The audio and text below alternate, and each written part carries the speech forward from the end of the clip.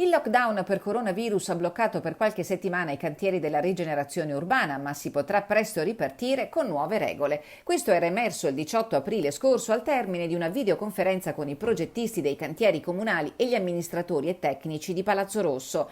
Ma alla resa dei conti, i due cantieri più importanti, quello per la realizzazione della Mediateca delle Dolomiti a Palazzo Crepadona e quello per la ristrutturazione delle scuole Gabelli, per una spesa che sfiora i 10 milioni di euro, sono ancora fermi. Ci sono problemi con la soprintendenza e manca la corretta individuazione dei costi legati ai rimborsi causati dal Covid. Al momento siamo fermi, ci conferma un responsabile di Ateste Costruzioni che con l'impresa Aranzato è aggiudicataria dei lavori alle Gabelli e alla Crepadona. Una fase di stallo alla ricerca di una linea di compromesso per la copertura di spese che pare non si sa chi debba pagare.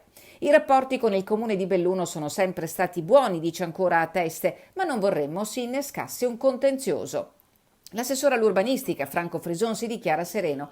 Una decina di giorni fa si è svolto un sopralluogo per fare il punto della situazione in Crepadona. Comprendo le loro necessità, dice Frisone, ma è anche vero che a livello nazionale non c'è stata chiarezza sui maggiori costi legati alla sanificazione, che, ad onor del vero, sarebbe il problema minore. Ben più grave, pare di capire, è il mancato accordo per la ripresa dei lavori per il quale il committente, cioè il comune di Belluno, rischia di essere chiamato in causa per il recupero degli interessi.